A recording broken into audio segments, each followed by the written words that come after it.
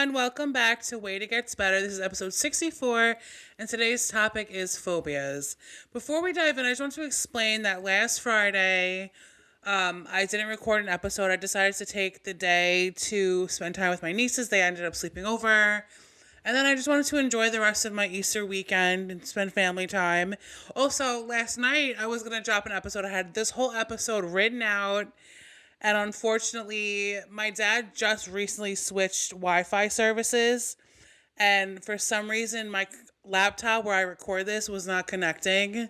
So I was like, I'll just give it a try again tomorrow. I'll say Friday, but if God forbid something happens a Saturday, I'll release these episodes between Fridays and Saturdays. I definitely want to be more consistent, but things happen. So, that's is what it was. So let's dive in. So I began the process talking about phobias with the research, asking what are phobias. Now, what are phobias? And this is what the research said: a phobia is an intense, irrational, and persistent fear of a specific object, activity, or situation that poses actual danger. Okay, hold on, wait. I just read that completely wrong, you guys. Oh my god. I've been a week off and I'm a little rusty this week. Let's start that over. A phobia is an intense, irrational, and persistent fear of a specific object, activity, or situation that poses little actual danger. As a type of anxiety disorder, it often causes extreme uncontrollable distress and leads to avoidance behavior. Symptoms include panic, rapid heartbeat, and overwhelming feelings of needing to escape. Usage examples: she has a severe phobia of spiders and refuses to enter the basement. That's literally, I don't have a phobia of spiders, but I will say, I go into my basement to do laundry every other day, and if I see a spider, I'm freaking out. So I completely get where, is it arachnophobia they call it, where that comes from. These are just examples in quotes, using phobia in a sentence. His phobia of flying makes it impossible for him to travel long distances.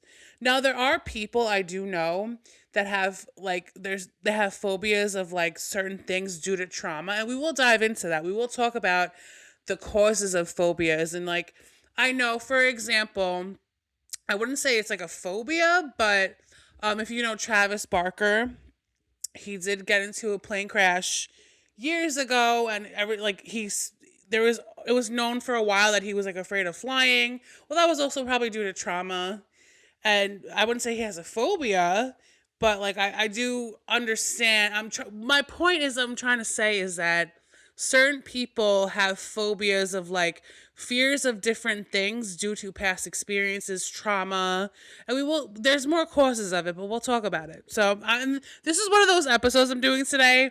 I didn't put much story time. I didn't write out my story time where I talk about things that have happened. I'm going to talk about it as I go. It's one of those episodes. Okay, so the next sentence: social phobia can make everyday interactions feel overwhelming, and she has a phobia about needles. Okay, that's interesting. These are very interesting. Common types and synonyms. Synonyms. They do not even look alike. Claustrophobia, closed spaces. Acrophobia, heights. Agoraphobia, public spaces. Zoophobia, animals, and social phobia. Synonyms are irrational fear, dread, panic disorder, one extreme, anxiety, aversion. So this totally put aversion twice. This is aversion and aversion. Okay. Anyways, symptoms: panic attacks, rapid heartbeat, sweating, breathing difficulties, and trembling. The cause often stem from childhood, teen experiences, or sometimes run in families. Treatment: highly treatable with therapy, cognitive behavioral therapy, medication, or both. And the term originates from the Greek word phobos, meaning fear. Phobias are distinguished from normal fear because they are disproportionate to the actual threat and interfere with daily life. Now, I asked how many phobias there are, and the most common ones, this is what it said.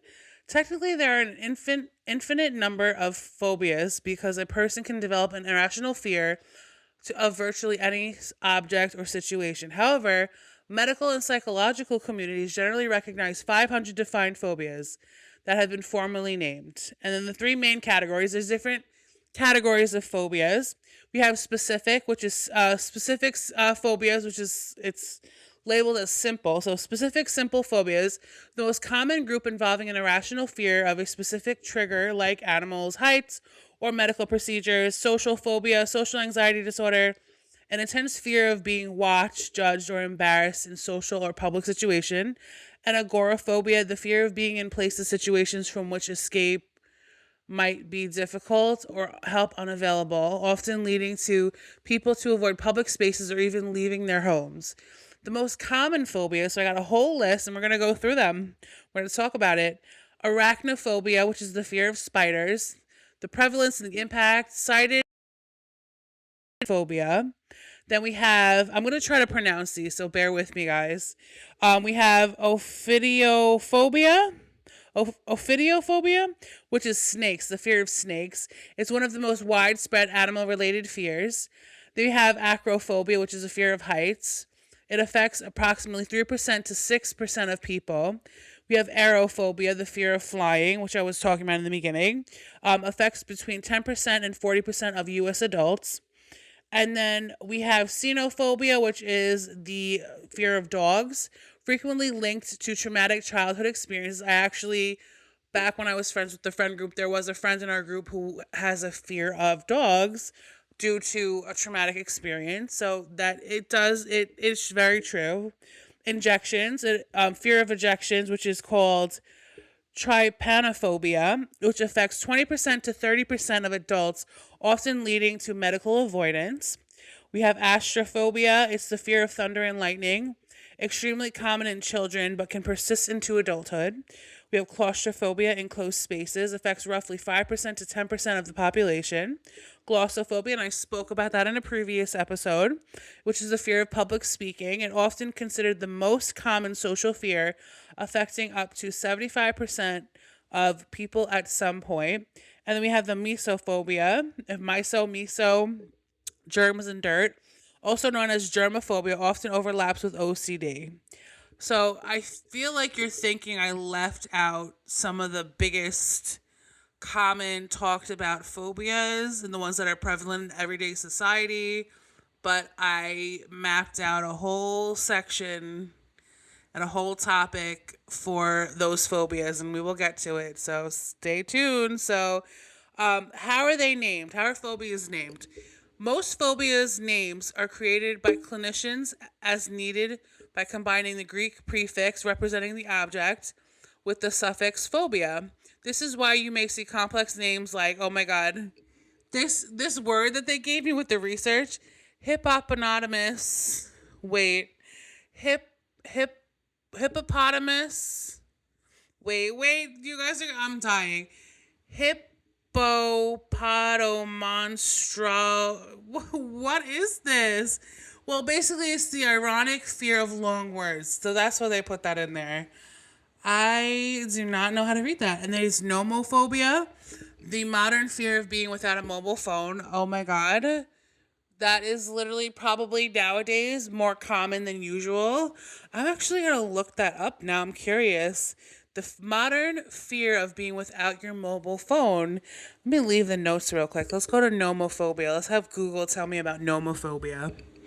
What is nomophobia? What is nomophobia? Phobia. No, I didn't space that out. What is nomo? Bear with me, guys. I'm curious about nomophobia now. Nomophobia. What is nomophobia? Let's talk about it. Nomophobia is short for no mobile phone phobia, is the irrational fear or anxiety of panic, being without a mobile phone, running out of battery, or losing signal. It drives behaviors like constant phone checking, inability to turn off the device, and anxiety when separated from it. The common usage and symptoms: constant checking, repeatedly checking the phone for messages or calls, battery panic, feeling distressed when the battery runs low or drains completely, forced proximity, keeping the phone nearby 24/7, including in the bathroom or while sleeping, anxiety, disconnection, feeling anxious, stressed, or disconnected from friends, family when not in the possession of the phone. Information fear, feeling uncomfortable when unable to access information online. And the synonyms are related terms: smartphone addiction, mobile phone dependence, problematic smartphone use, fear of missing out, and techno stress. That's an interesting term. Nomophobia frequently affects adolescents aged 14 to 18. Though it is prevalent in all age groups, it is commonly managed by setting phone usage limits or taking intentional breaks from technology. Interesting. Sorry, that got so off topic, but it's relevant to the topic. But I got sideswiped from my notes. But hey, I told you, as I go along, we're gonna talk about things, and let's. I'm trying to have fun with this one. Not fun in a way where like I'm talking about it not serious, but I'm trying to like go with the flow with this episode. If you get what I'm saying. So okay, then we have this one. Do you have a specific fear you're curious about? It's just asking me if I want to know more research. So I asked, why do people act out on their phobias? And this is what it said. Because I'm curious, like, if somebody, okay. The reason why I asked the question, why do people act out on their phobias, is because I find it so interesting when you hear things, and we're going to talk about homophobia, transphobia, Islamophobia, xenophobia, things like that, and the fact that like people act out on them in a way that causes like them to spew hate speech or causes them to hurt other people, hate crimes, or commit acts of violence towards people in these communities. And to me, I'm like, why does them having homophobia or transphobia cause them to act out in violence or spew hate? And I'm like, I'm curious, so I wanted to ask that, because to me, and I always said this, and I said this in the episode back in June on the episode about Pride, I did say, and I genuinely have always been such an accepting person of people, because one of my first friends back in middle school, she grew up with two fathers. So I was surrounded by, a family that was a girl I was friends with was raised by two dads. So to me, it became normalized very early, regardless of my environment, and things like that became normalized to me very early. So I never will in society, and it's more prevalent today than ever, and we're not going to get into politics. We're going to talk about the mental health aspect of it. I will never understand homophobia, any of the phobias such as homophobia, transphobia, Islamophobia, xenophobia. I will never understand them. It just doesn't make sense to me. It's just, I don't even know. Specifically, homophobia and transphobia. Like, I'll never understand why people living, in general, all the phobias that I just spoke about previously, why people living their lives, it just makes people want to act out and spew hate or, like, create laws to affect these people living their everyday lives. Like, it's just ridiculous. And I'll never understand it. But let's move on to, let's ask why do people act out on their phobias? Let's talk about it. Phobias cause people to act out because they trigger a primitive automatic survival mechanism that bypasses the rational part of the brain. Interesting. And note that the rational part of the brain, it bypasses it. Okay. When faced with a phobic trigger, the body enters a state of hyperarousal to ensure immediate survival regardless of whether the threat is actually dangerous. Okay, interesting. This word, I don't know. The amygdala hijack.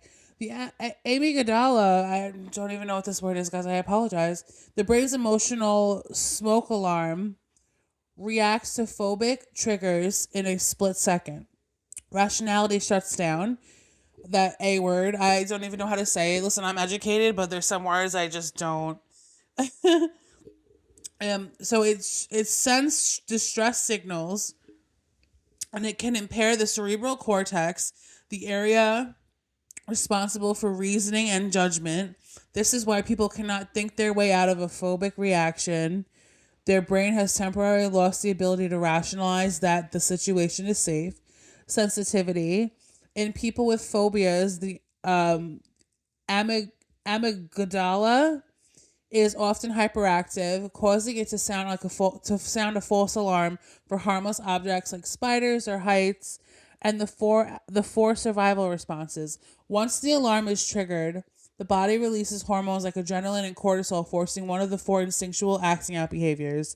Now, this is what breaks it down for you. So we have the responses. We have the fight responses, how it looks. It looks like anger, aggression, or verbal outburst. Why it happens, the brain seeks to neutralize the danger by overcoming it. Flight, screaming, running away, or suddenly bolted movements. Why this happens is the brain decides that the threat is too large to fight and demands an immediate escape. The freeze, becoming paralyzed, unable to speak, or clinging. Why it happens, an evolutionary tactic to avoid being noticed by a predator or assess escape options. And the fawn, people pleasing or immediate submission.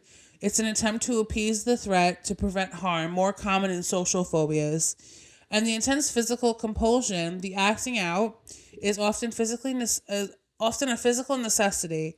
The surge of adrenaline causes a rapid heartbeat, shallow breath, and blood to rush to the limbs. This creates overwhelming physical urge to move or scream to release the sudden burst of energy to the body has prepared for survival.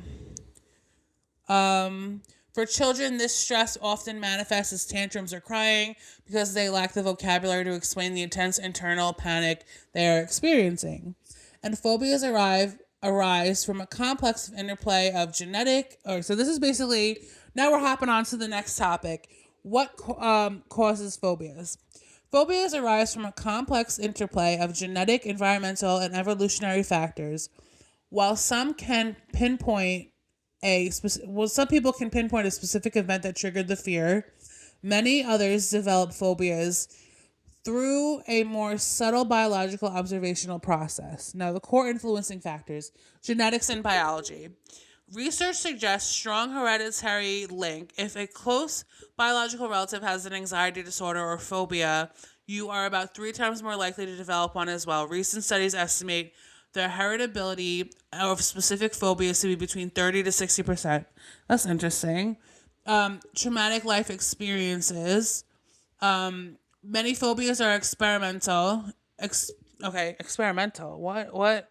Girl, get it together. Experiential, meaning they stem from a direct negative event such as being trapped in an elevator, claustrophobia, or being bitten by a dog, xenophobia, and it's a learned behavior. It's basically modeling. Children can learn a phobia by observing the fearful reactions of others. For example, if a parent reacts with extreme panic to a spider, the child may internalize that spiders are inherently dangerous.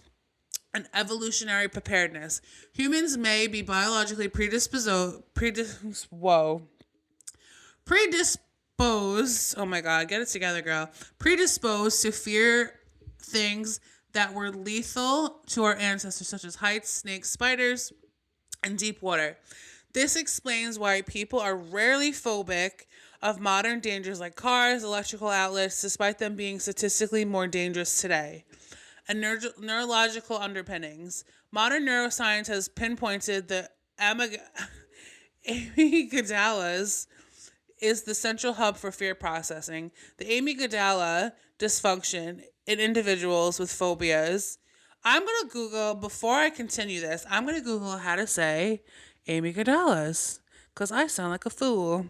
Amygdala. Let's see. How do you say that, Google? Let a girl know. How do we say this? How do we say it? How to say, hold on,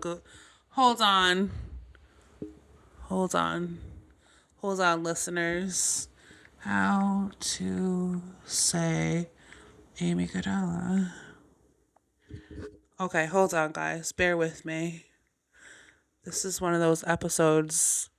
How to say it? Amygdala. The way it's pronouncing amygdala. Amygdala. Okay, got it. Amygdala.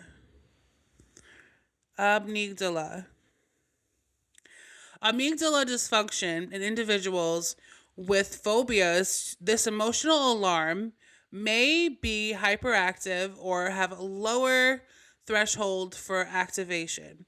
Neurotransmitters, imbalances in the brain chemicals are serotonin, dopamine, and GABA, which typically um, helps the brain calm down, can make a person more vulnerable to developing phobic responses. Now, the category: the environmental primary cause is direct trauma. The example is a near drowning leading to aquaphobia. We have observational, vicarious learning, seeing a sibling get a painful shot and developing trypanophobia. We have evolutionary, genetic heritage, the innate unease in dark or high places. We have informational, repeated warnings, constantly hearing about plane crashes leading to aerophobia. And now let's talk about fat phobia, okay? So this is one of the biggest things I've been seeing on social media, and there's so many great creators on social media that are like combating these creators that are basically coming out saying that overweight people are disgusting. Like, it's I've seen some of the worst things being said about people, bigger people. I'm a bigger person. I'm a big woman, and I see some of the things that these creators try to combat, like with like they do like a thing where like they talk about the video they just saw, and I applaud them for doing that because it's so crazy to me that we are in 2026. I have to think about it for a second. I'm so sorry, guys. I I'm literally like I'm like a fried egg this week because I literally my parents, let me explain myself why I'm a little like off. My parents went away on a cruise, and to me, personal to me, I have PTSD, I have anxiety, I have all these things. So I went to Planet Nug. Shout out to Planet Nug. They're great. I recommend it. I got like a free lemonade THC drink because I had $5 off. They have a rewards program. I got all the stuff I needed to keep me busy with I've been doing some great cooking this week. It's been great. Amazing. I'm really proud of myself, and it's all because I decided to get some stuff to keep me keep my anxiety at bay with being alone. Because literally, I was literally thinking the other day, it's so funny. It's making me creative. It's keeping me focused because I got the right stuff for myself. I got things that cause a euphoric reaction in my brain. They cause like it's an upper. I got edibles and things that are like uppers for me because people and this is going off topic, but there's such a stigma to marijuana. I prefer it over alcohol, and I feel like weed and things like that are more natural. And I feel like there's such a stigma to weed smoking. I do it because it helps my anxiety, especially now that I'm alone for a week. I got it, and it's been helping me. My creativity is on point. My focus is on point. Yes, I wake up the next day tired, but I eventually catch up and I feel better. But like it's helped me so. I'm having a great time. I'm having a great time this week. And I just have to say, like, it's been so helpful, and there's such a stigma to it. But yeah, that's why I'm a little fried egg this week, but I it's only gonna be for a little bit that I'm doing this. It's just to keep me at like my anxiety at bay. But I have to say, that's that's where I'm at. But getting back to the topic, how did we even get on this? I was just explaining myself why I sound so like all over the place. So getting back to the topic, so talking about fat phobia. So I will see a lot of fat phobic videos made by creators on social media. There was a time there. I'm reminded every day that I'm overweight, whether by backhanded. It's not saying those people are specifically fat phobic, but it's just like I see all these creators like make such hateful things, say such hateful things about like bigger people. And like it's just like it's ridiculous. So I love seeing the creators that like combat that, and they're like, okay, so you sitting here saying that bigger people are worthless, they're this, they're that. What is that doing for you? Like what is this accomplishing? Like what is your point? Or like there was one that I saw. There's this one woman. I don't know the names on a lot of these people. I have to look. But like there's this one woman.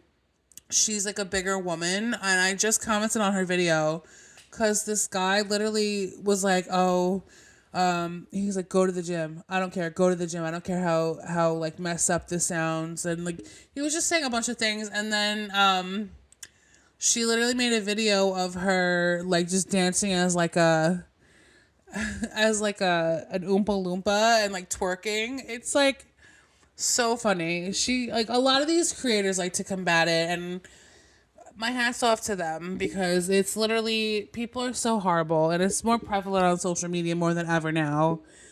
And we literally just had an episode about eating disorders, but let's dive into fat phobia because it is an actual thing. It is prevalent on social media 100%. And to the creators out there who are giving it back to the fat phobic people on social media, I love you. I adore you. And thank you for creating that kind of a content because it's really like it's almost like those people who are fat phobic, they thought they ate with what they said on their videos, but it's really what the person reacting with compassion and empathy for other human beings really is the one that ate with what they said, because it's really that's what fat phobic people sometimes lack, is empathy and compassion. But let's talk about it. Fat phobia or that okay, fat phobia or fat phobia. What? This is so weird, this research. Anyway, refers to the implicit and explicit bias, prejudice, and discrimination directed towards individuals in larger bodies. While the term contains the word phobia, it is generally recognized as a social bias or systemic oppression. Interesting. Rather than a clinical anxiety disorder like arachnophobia.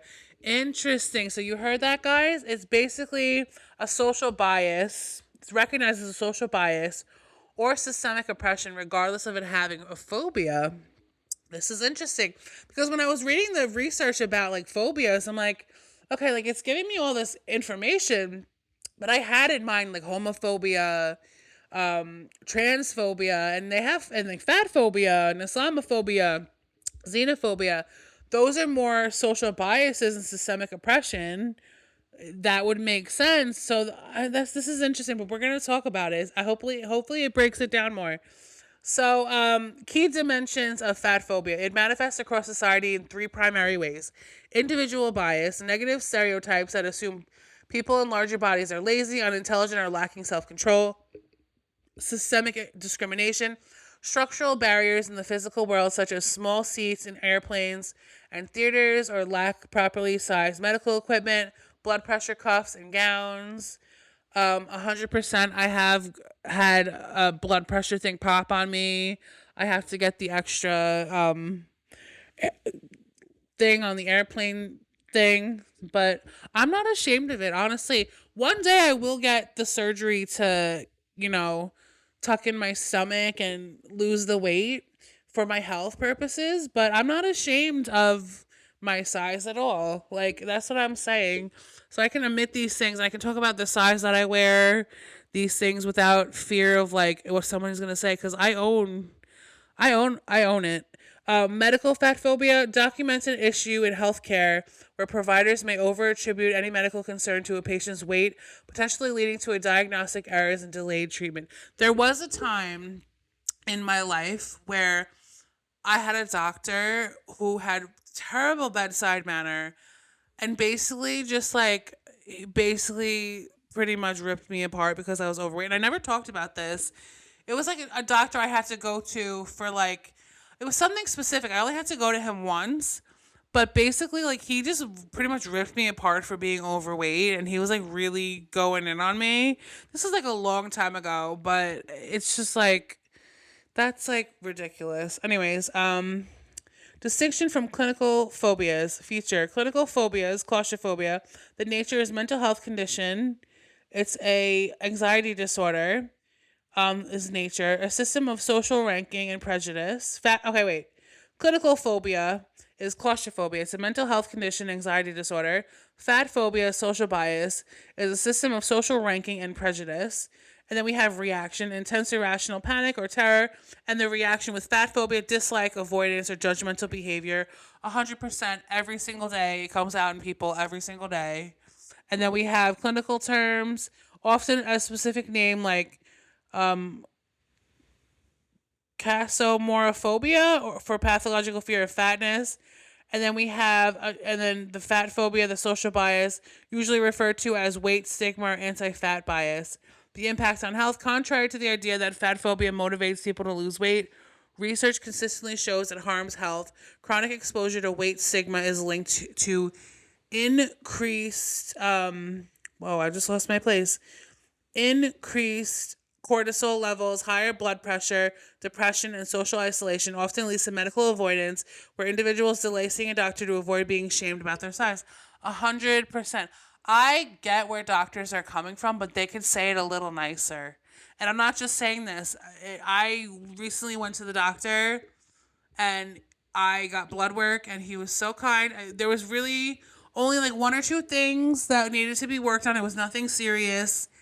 And you would assume that I'm just like unhealthy because of my weight, but my blood work said otherwise. So that's what I'm saying. Some doctors just need to be more kind. Like, you look at somebody like me and you assume she's so unhealthy, but like, just because I post that I'm eating a cheeseburger one day doesn't mean I'm eating salad. I'm not eating salad and fruit or balancing it out with other things. I definitely do need to work on losing weight and like working out, but I just think some doctors and some people just need to stop just assuming things about people and using somebody's weight as an excuse to berate them and that they need to get healthier. Like, it's not going to work. You telling them to do that in such a nasty way is only going to make them do the opposite.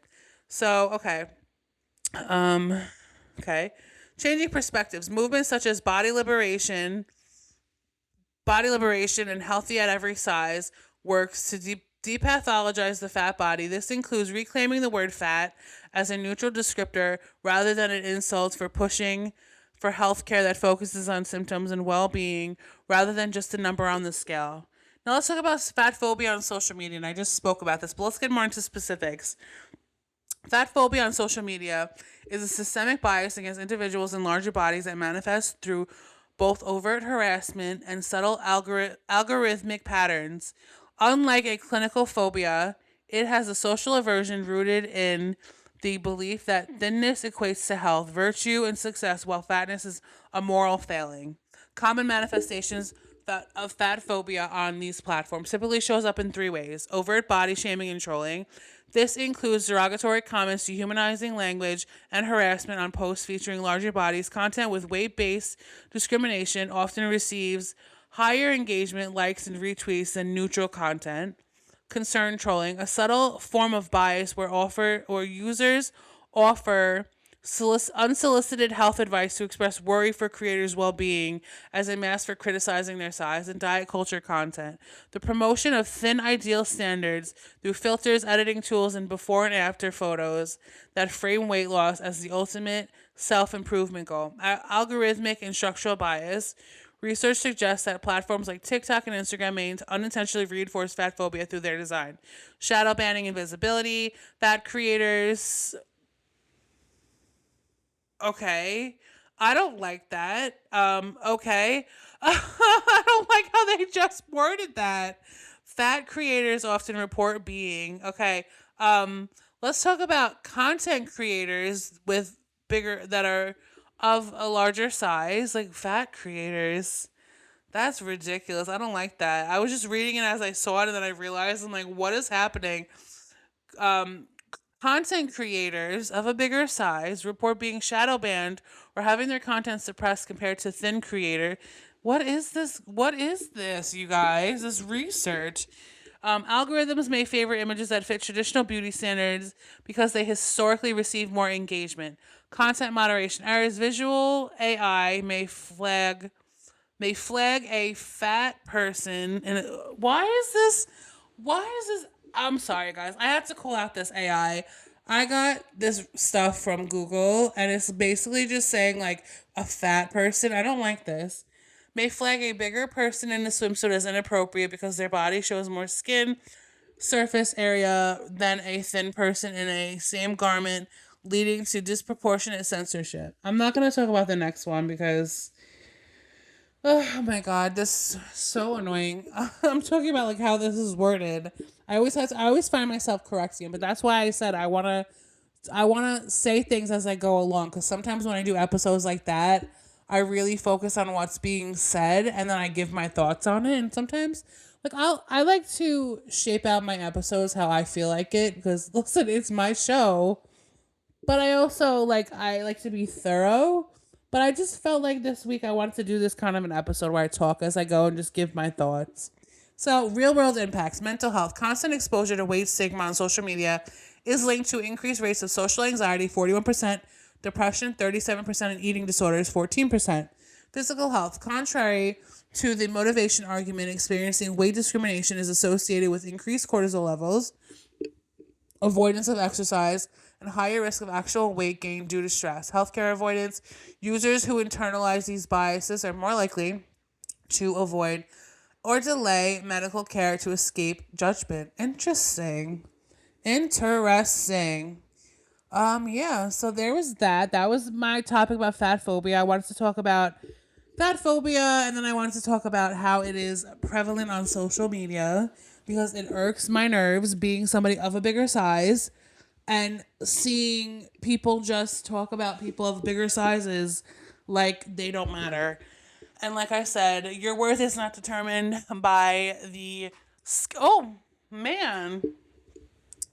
Hold on. I just unplugged my headphones. You guys, bear with me. Bear with me. I was getting up to move. Just a little hole. Hold on. You guys. Bear with me. But like I said, your weight is not determined. Your worth is not determined by your weight, the size on the scale, or what anybody with no compassion has to say about you. Literally, take it from me. I literally grew up as a girl. I was like overweight most of my life, and I'm so used to it by now at 34 years old. My advice to people who are in the same place I was in when I was younger, like they're a little bit thicker as a young girl, just know that no matter what people at school say, okay, you're beautiful. Um, you're gonna grow up and be so loved. You're loved regardless. You're loved. Your worth is not determined by your weight. But if you're like me, where like I just never felt like I was enough because of my weight, and my whole life I always felt like that. Not my whole life. Like as I grew up, I stopped caring what other people thought. And I just want people to know, like, some people just base their worth on their weight.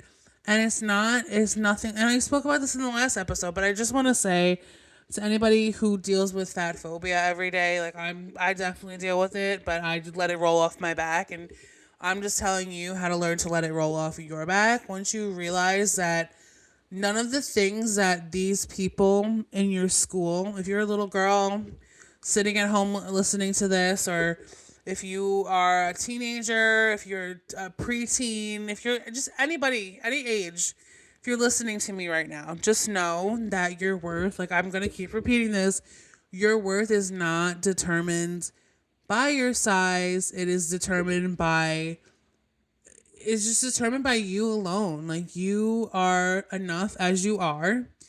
And you know, you can be someone like who never felt like I was enough. I never felt like I was good enough for men or even men. Like if men are struggling with their weight, I'm not going to put a gender to this, but I'm talking as somebody who grew up as a young girl who just never felt enough due to fat phobia and things like that. Just know, like I said, you are loved, you are enough, and you are so worthy of whatever you think that someone's getting because you're not getting. Because at the end of the day, all those people saying those comments about you, once you reach the age that I'm at, you stop caring, you forget about those things, you live life.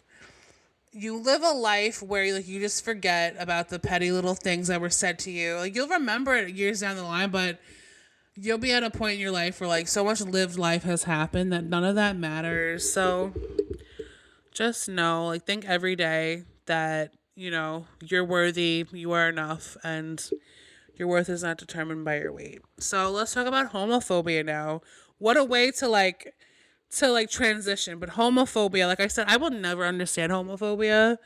Like let's have a little off the cuff talk. I will never understand homophobia. I really don't. Like I've witnessed it a lot in my life, and I don't understand why, because somebody's living their life that you have to like bother them, or just like why you hate them for no reason. Like I'll never understand it. But let's talk about it. Homophobia is the dislike, prejudice, or negative attitudes directed toward people who are or perceived to be gay, lesbian, or bisexual. Much like fat phobia, the phobia suffix in this context usually refers to social bias or a prejudice rather than a clinical anxiety disorder. While some individuals may feel a literal sense of fear, it's most often manifests as discomfort, hostility, or discrimination. How homophobia manifests. It generally shows up in four different ways: institutional or systemic. Rules or laws that treat LGBTQ plus people differently, such as bans on marriage, adoption, or employment protections. Interpersonal direct actions like verbal abuse, physical violence, hate crimes, bullying, or social exclusion. Internalized: when the LGBTQ plus person grows up in a homophobic environment and begins to believe negative myths about themselves, leading to low self-esteem or self-hatred. And passive or subtle: using gay as a synonym for something bad, or um, making jokes that rely on harmful stereotypes. And why is it called a phobia? The term was coined in the 1960s by psychologist George Weinberg, used to describe dread that heterosexual people felt when in the presence of gay people. While it isn't treated with the same medical approach as a fear of spiders, the fear element often comes from the fear of the unknown, the lack of exposure to the LGBTQ plus individuals, the fear of difference, anxiety regarding people who challenge traditional gender roles or family structures, and learned behavior, biases passed down through cultural, religious, or family upbringing.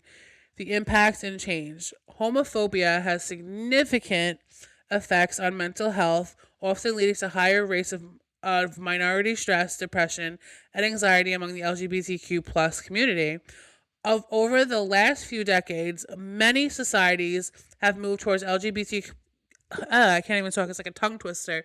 LGBTQ plus allyship and legal equality to combat these biases. I just want to say I'm an ally of that community, of the LGBTQ plus community. You forever have my love. Now, homophobia on social media, let's talk about it, is widespread that evolving form of online hate speech that often spikes around key events, such as 26% increase in discriminatory comments, typically seen during Pride Month.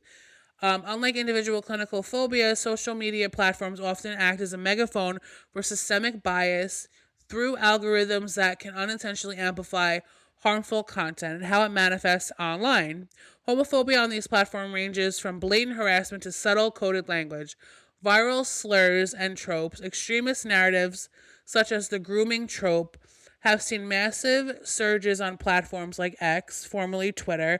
I'll always know it as Twitter. I don't have the X platform, but I always know it as Twitter because when I grew up when social media was becoming a thing. In the way beginning, that's what it was. Sometimes increasing by over 400% following specific political events. Dog whistles and coded language. Users may use seemingly neutral terms as dog whistles. What is that? Rhetorical devices like biological pronouns or gender ideology to harass LGBTQ plus individuals while attempting to evade automated content moderation. Cyber mobbing. High profile accounts can trigger pylons where thousands of users swarm an individual's page with hateful comments or misgendering. And conversion therapy promotion. Despite bans, ex-gay influencers often rebrand their content using phrases like unwanted same-sex attraction to promote harmful, discredited practices. This is interesting. And then they have the role of algorithms and echo chambers. Social media algorithms are designed to maximize engagement, which can create a dangerous feedback loops.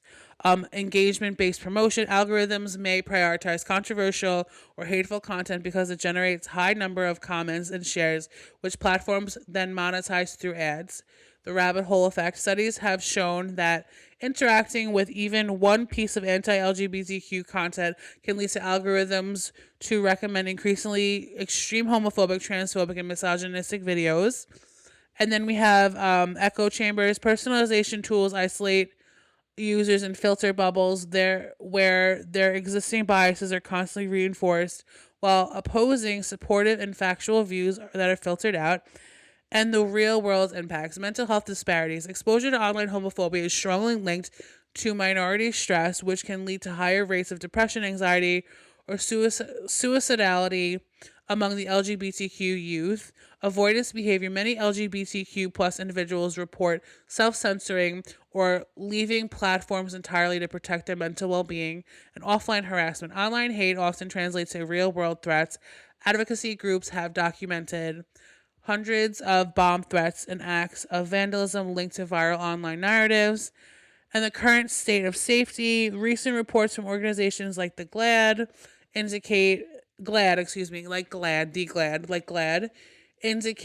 a decline in safety. Several major platforms have recently rolled back hate speech policies or thinned out moderation teams, leading to a sharp rise in hateful content and a sense of vulnerability from marginalized groups.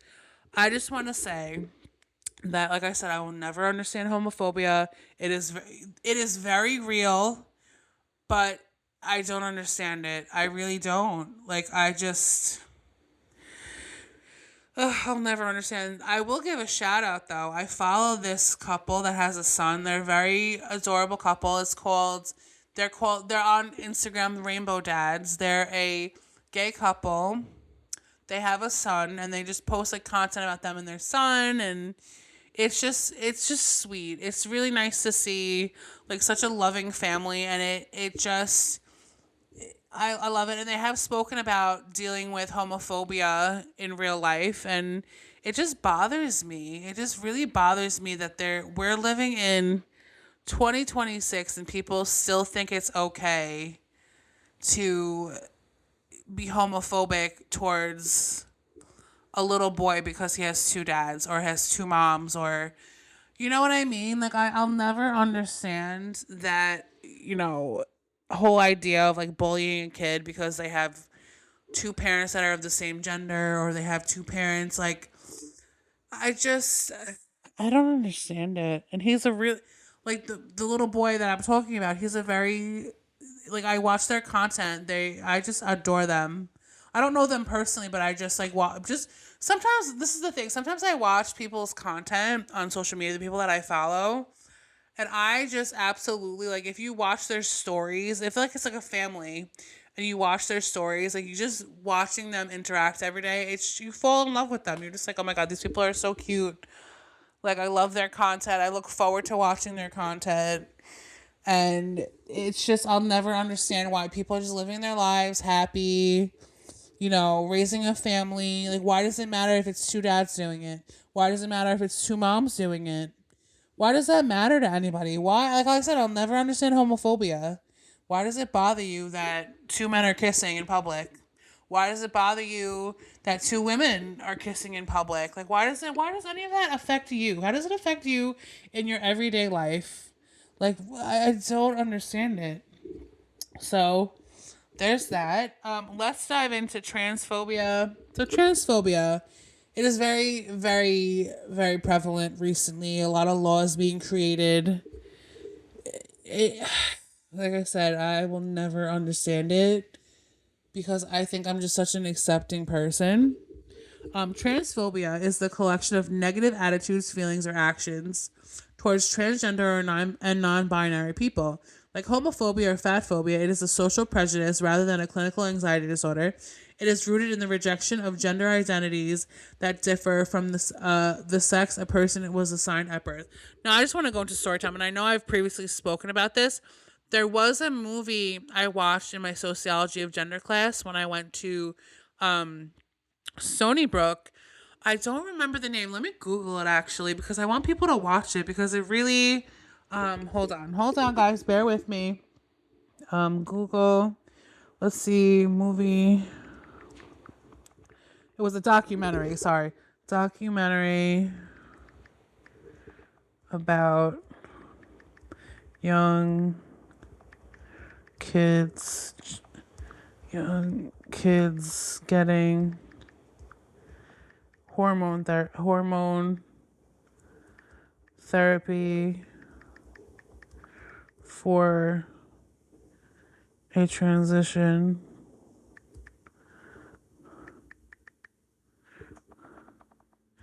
Bear with me, guys. Bear with me. Let's see, what is it called?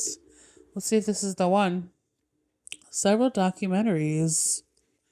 Well, I'll give you the documentaries. Let's talk about it.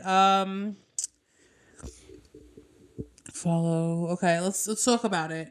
Because I don't know exactly what the name of it was, but it's so interesting, and it had me in the back of class like crying one day because I was so sad at the way it's because it literally basically the movie that I watched was a movie about young kids just wanting to transition, and they were going for the therapies for it, and they were going taking all the steps possible, and they were young kids.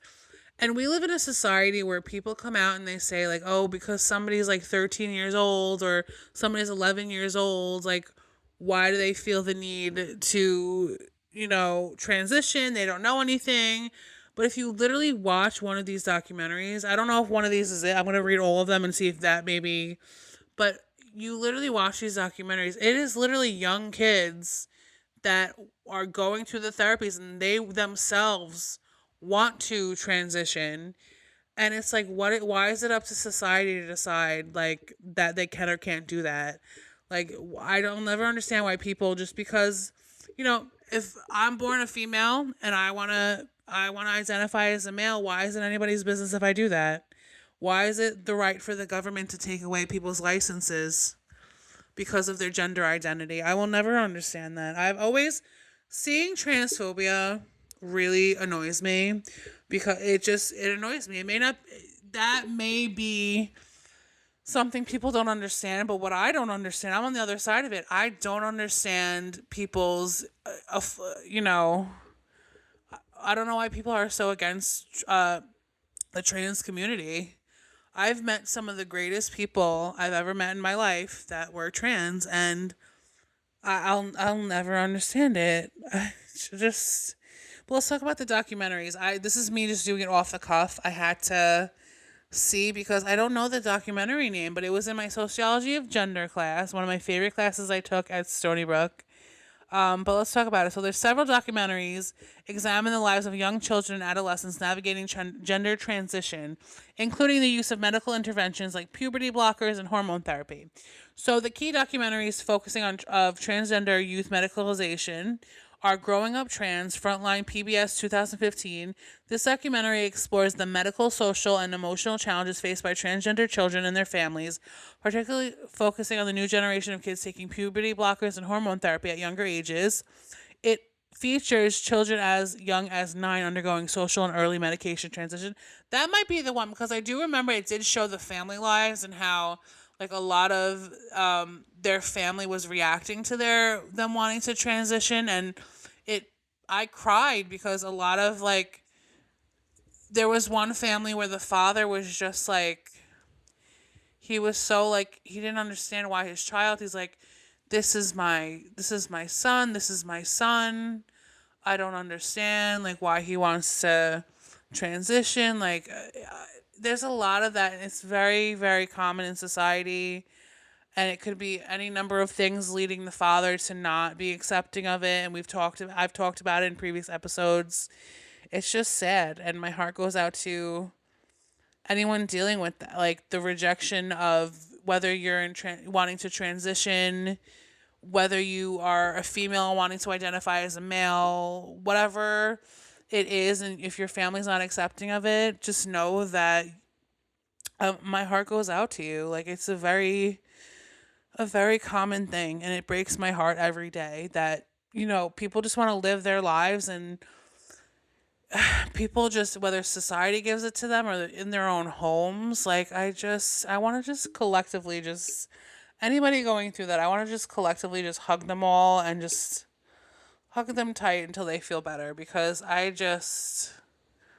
I'll never understand it. But okay, so the next documentary is called Transhood on HBO 2020. It was filmed over 5 years in Kansas City. The film follows four transgender youth ranging from 4 to 15 years old at the start of their families. It captures the long term unfolding process of social medical transition, including discussions about puberty blockers and future surgeries. Inside the Struggle, Transgender Kids, Gender Dysphoria, and Puberty Blockers 2026.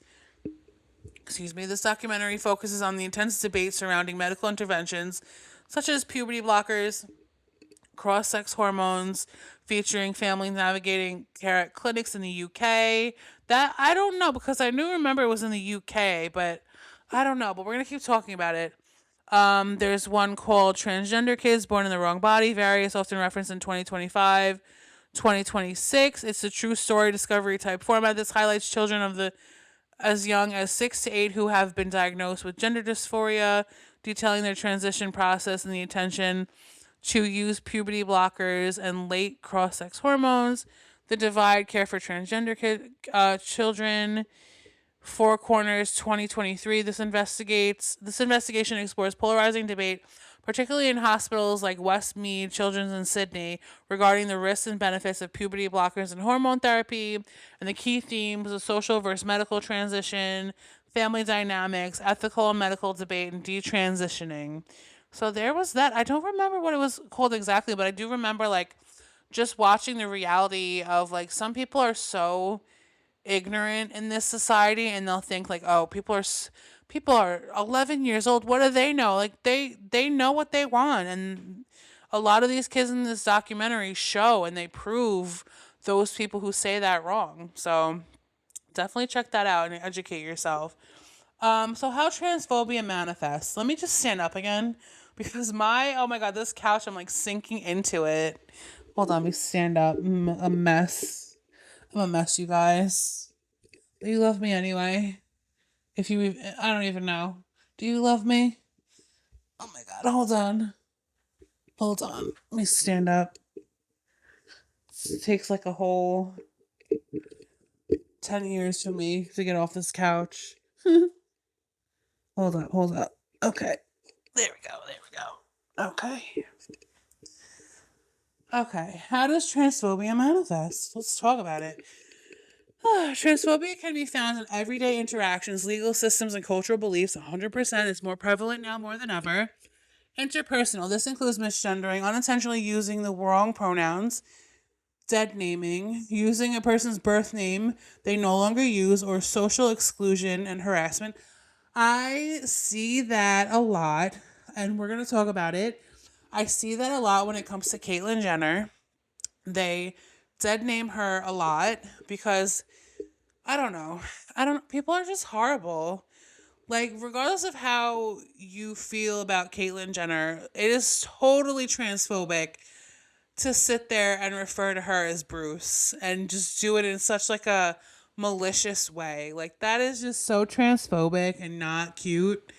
But anyways, systemic institutional law or policies that restrict access to healthcare, gender affirming care, limit the use of bathrooms that match a person's identity, or make it difficult to update legal documents like IDs. Internalized, when transgender person grows up in a transphobic environment and begins to feel shame, self-hatred, or a lack of worth regarding their own identity.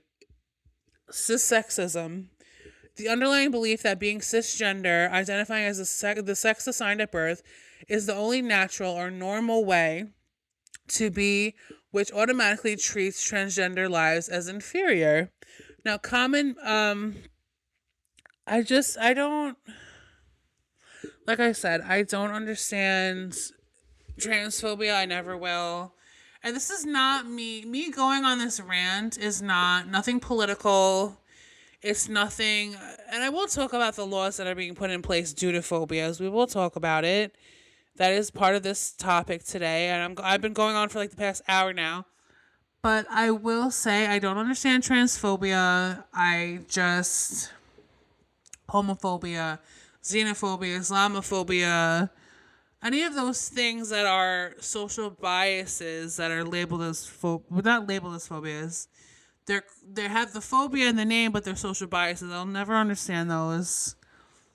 I don't get it. Anyway, common myths and fear. While phobia implies fear, transphobia often stems from anxiety about the breakdown of traditional gender roles. People who hold transphobic views may feel that transgender identities challenge their own understanding of male and female, leading to moral panic, sensationalized claims that transgender people are a threat to children or traditional family structures. We have seen it more than ever now who the actual predators are, and it's not trans people. Discomfort with ambiguity. I can't even say this word. Discomfort with ambiguity, a psychological fear of things that don't fit into neat binary boxes, and a lack of education, relying on outdated biological definitions that don't account for the modern medical and psychological understanding of gender. 100%. And I hope that my sociology of gender professor listens to this, and if she does, I just want to know. I just want to let you know. Keep showing that movie in that class that we watched back when I was there, because that really, it wasn't that I didn't, it's really a good educational thing to show, because there are a lot of people in society who just don't understand the youth and them wanting to transition. And I think that it needs to be talked about more, because people lack the education when it comes to that, and they'll say ignorant things or they'll spew the hate online, which leads to it being a transphobic space for people. And I just think that more education is needed. So keep showing that. And if you're listening, that was a great class. Impact on the community. Transphobia has several real-world consequences. Transgender individuals, particularly Black transgender women, face disproportionately high rates of unemployment, homelessness, and physical violence. The minority stress caused by constant transphobia also leads to significantly higher rates of depression and suicide compared to the general population. Now, why is it giving transphobia versus homophobia? While they often overlap, they are different. Homophobia is about a person who is attracted to sexual orientation. Transphobia is about a person who is gender identity. Transphobia on social media, we're going to talk. So each of these, I took the phobias that are most commonly talked about, and not commonly talked about, they're very prevalent in society, social media, real world things. I took them and I shaped it as I'll talk about them in general, and I'll talk about how it is very prevalent on social media. So transphobia on social media is documented system of digital harassment and exclusion that targets transgender and non-binary individuals, according to the 2025 Social Media Safety Index by GLAAD. Major platforms have recently rolled back critical safety protections, leading to what advocacy groups describe as a sharp rise in anti-trans hate speech, common forms of online transphobia. So we have targeted harassment. This includes dead naming, and I just spoke about that, using a person's birth name and misgendering intentionally, using the wrong pronouns, which are often used to provoke or invalidate trans people. We have coded slurs and tropes. Users may use dog whistles like biological pronouns or terms like transgenderism to frame identity as a debate or ideology rather than an inherent trait. And transvestigation, a conspiracy-driven trend where users post faux scientific analysis of a person's body to prove they are trans, often leading to networked harassment. And the role of algorithms. The research shows that social media algorithms can act as rabbit holes for anti-trans content. Extreme recommendations. Studies by Media Matters found that liking just one anti-trans video can cause algorithms to flood users' feed with increasingly extreme homophobic and violent content. The amplification of outrage. Platforms often prioritize controversial content because it generates high engagement, which can unintentionally give a louder voice to a small number of extremist accounts. And the impact and statistics. The frequency of these interactions has measurable toll on mental health and safety. Widespread exposure Approximately 97.6 of transgender adults report seeing negative depictions of trans people in media, which is significantly linked to higher rates of depression, anxiety, and PTSD, high rates of harassment. A report by the Anti-Defamation League, ADL, found that 76% of transgender respondents have experienced online harassment in their lifetime, with 51% harassed in the last year alone. Platform safety scores. In 2025, no major social media platform received a passing safety score from GLAAD, with TikTok scoring the highest of 56 out of 100 and X, formerly Twitter, scoring 30 out of 100. Now, you can definitely block yourself from seeing certain trigger words on social media. This is what the research said, because I wanted to add this into it because it is very, very prevalent. Fat phobia, any of the phobias that have social bias linked or in the root of it, there's ways you can block it out. Now, it is really important to have a safe space and the right tools when navigating these platforms. Here is how you can protect your peace and find supportive communities. How to filter your feed. Most platforms have tools that allow you to hide content before you even see it. This is great for blocking slurs, dead names, or specific transphobic tropes. For Instagram and TikTok, go to settings, go to privacy, go to hidden words, and you can add a custom list of words, phrases, and even emojis, any comment or DM containing the words that will automatically be hidden. On X, which I will always consider it Twitter, go to settings, go to privacy and safety, and go to mute and block, and you can mute specific words for 24 hours, 7 days, or forever. The pro tip: if you see the post you don't like, don't comment or hate watch it. Instead, tap the three dots and select not interested. This tells the algorithm to stop showing you similar content. And mental health resources for the trans community. If you or someone you know is feeling overwhelmed by online hate, these organizations offer specialized identity affirming support. We have the Trevor Project, which provides 24/7 crisis support specifically for the LGBTQ plus youth via phone, text, or online chat. I always give the resources at the end. They also have Trevor Space, a safe, moderated social networking site for the LGBTQ plus young people. We have the Trans Lifeline, a grassroots hotline run by trans people for trans people. They offer direct emotional and financial support and have a policy against non-consensual active rescue, meaning they won't call the police without your consent. And we have the GLAAD reference guide. It maintains a massive list for resources from legal help to community centers broken down by state and specific need. And the It Gets Better Project, which has nothing to do with me, but the It Gets Better Project, similar name, focuses on, to be honest, when I created It Gets Better back in 2021, well, it started as a little candle business. When I started it back in 2021, I had no idea that this was a thing. I never had any idea that naming my little small business It Gets Better, I had no idea there was an actual other business. It wasn't purposeful. But the It Gets Better project focuses on sharing uplifting stories and connecting LGBTQ plus youth to global communities to combat the feeling of isolation. Now, finding a safe digital space. Since mainstream algorithms can be tough, many people are moving to moderated spaces. Discord servers. Look for the trans safe or LGBTQ plus friendly tags. Many servers have strict verification processes to keep trolls out. Subreddits, communities like R trans or R S transgender are heavily moderated to ensure they remain supportive spaces. Hold on, you guys. Oh, okay. I was like, I swear to God, when I was writing this out or like getting the research, I made sure to research Islamophobia and all those other ones that aren't talked about. But let's talk about it. Now, in our conversation so far, we've touched on how terms like fat phobia, homophobia, and xenophobia differ from clinical fears. I never spoke about xenophobia.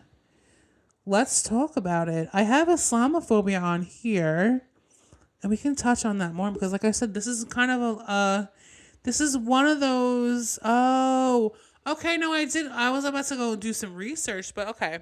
Sorry guys, I'm like I want to include xenophobia and Islamophobia. Okay, so let's get back to the research. My bad, guys. I wasn't paying attention. In our conversation so far, we touched on terms like fat phobia, homophobia, and xenophobia, differ from clinical fears that like fear of spiders. When we talk about phobias with social bias, we're moving away from psychology and into the realm of sociology and human rights. These are different fears. These aren't fears in a sense of racing heart and panic attacks. They're systems of exclusion. Okay, that, excuse me, that is the difference. The power dynamic, fear versus prejudice. The biggest difference is who holds the power. In a clinical phobia, the person with the fear is the one suffering or feeling powerless against the trigger, like a needle. In a social bias phobia, the fear is often used as a tool to maintain power over a marginalized group. It isn't an uncontrollable reflex, it is a learned behavior used to justify treating people as other or less than.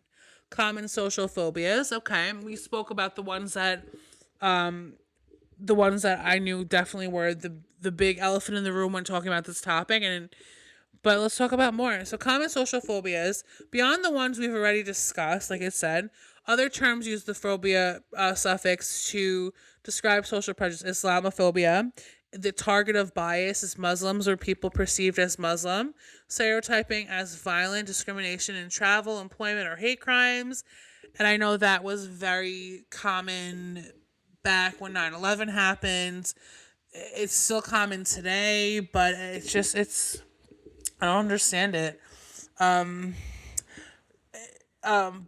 Biphobia is the target of bias is bisexual individuals. The erasure claiming they are confused or exclusion from straight or queer spaces. We have acrophobia or asophobia. Aromantic or asexual people. It is the belief that everyone must feel romantic or sexual attraction to be human or normal. And the casophobia or cacophobia is the fear of fat bodies, the clinical term for fat phobia. And when the social bias is intense, it becomes a pathological obsession with thinness. Now, how social media fuels these biases. Social media has changed how these phobias spread. Instead of slow cultural shift, algorithms create outrage cycles. The othering effect. Algorithms show you content that confirms that what you already believe.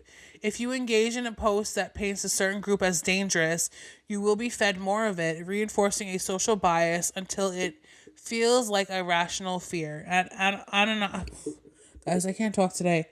Anonymously, I'm just gonna say it. Whatever. People are more likely to express social phobias online because the lack of face to face interaction removes the social cost of being prejudiced.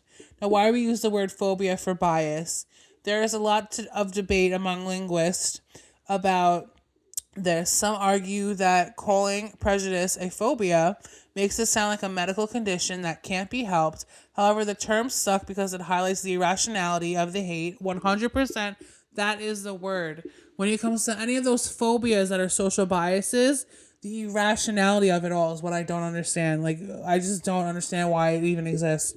It describes the visceral discomfort some people feel when confronted with things that challenge their worldview. And moving towards allyship. To combat phobias rooted in social bias, the focus is usually on education and exposure. Unlike exposure therapy for spiders, where you look at a spider and see if it isn't dangerous, social exposure involves, now listen up, you guys, listening to the lived experiences of the group being targeted. Yes, I recommend it. Identifying internalized biases you might have picked up from your environment, and advocating for structural changes like the fairer hiring laws and more inclusive healthcare. 100%. I'm in agreement with that. Now, we're going to talk about xenophobia and Islamophobia. While they often overlap, they attack different parts of a person's identity. Xenophobia targets where you are from, while Islamophobia targets what you believe. There is a breakdown of how they work and how they differ and how they fuel each other. Xenophobia, the fear of the foreigner. Xenophobia is rooted in nationalism. It is the idea that someone doesn't belong to a certain country or culture. The trigger is language accents, traditional clothing, or simply being an immigrant or a refugee.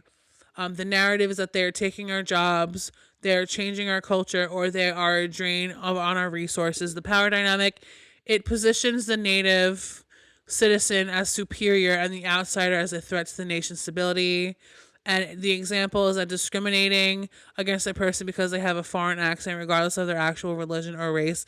And this is very prevalent in today's society. We all know. If you know, you know. I won't get political, but I just don't understand it.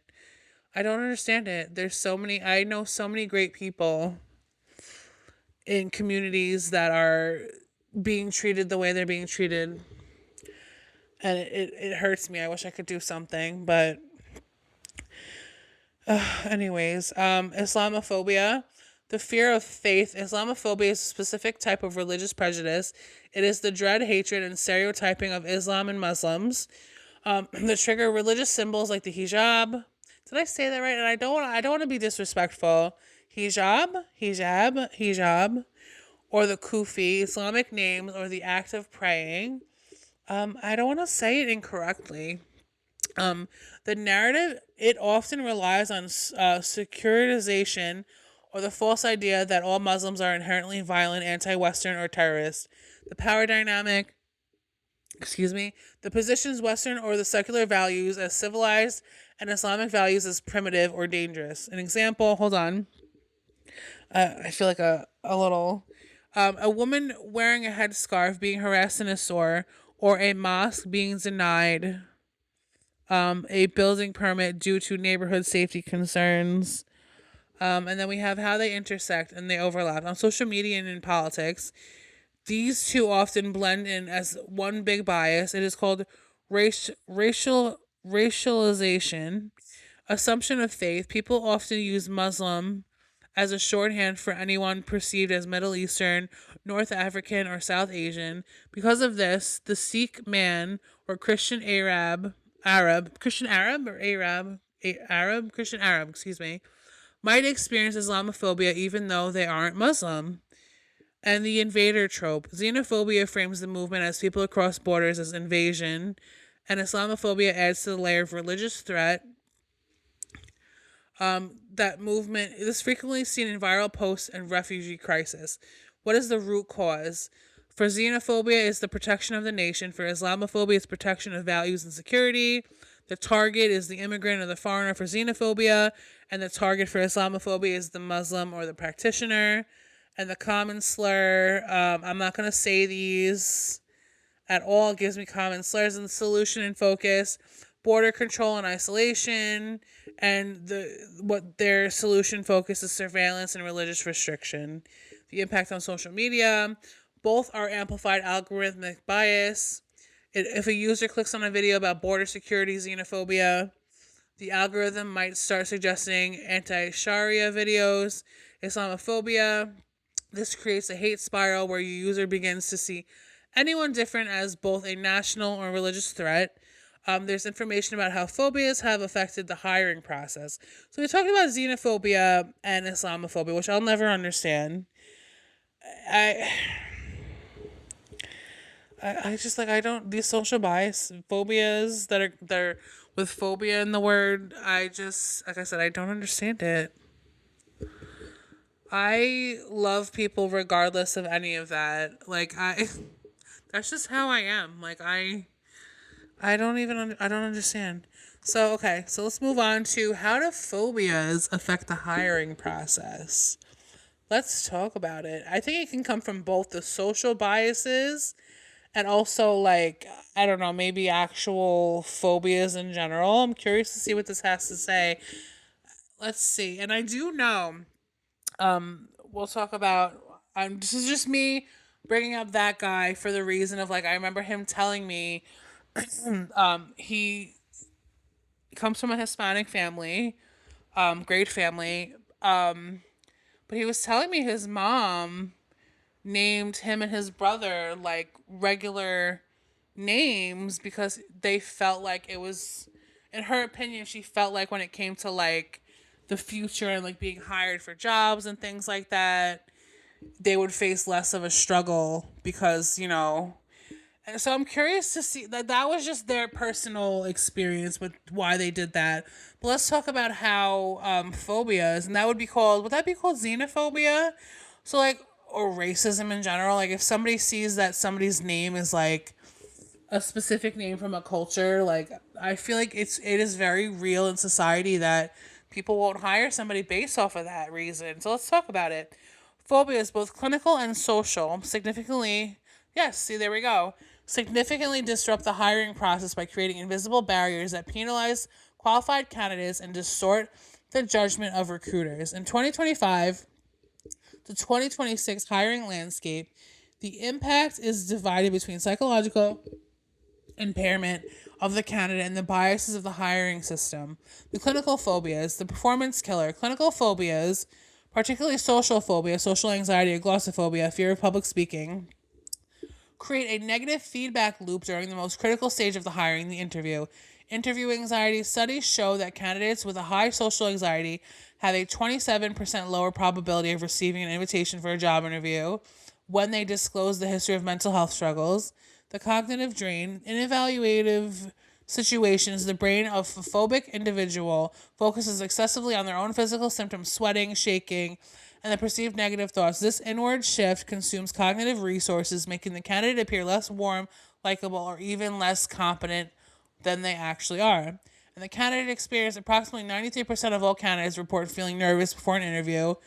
And for those clinical phobias, the fear can be palpable, leading to recruiters misinterpreting anxiety as a lack of preparation. And the social bias phobias, the structural gatekeeper. Unlike clinical phobias, social biases, Islamophobia, xenophobia, and fat phobia act as a structural gatekeeper that filters out candidates before they even enter the room.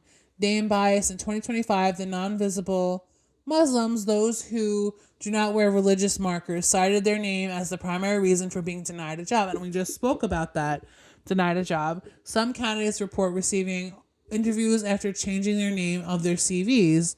The interview gap research shows that a Muslim candidate is up to 4 times less likely to be invited to a job interview than a candidate in a majority religious background with the same qualifications. This is messed up, but it's this is real life, and I'm not saying it's right, but what I'm saying is this stuff does happen.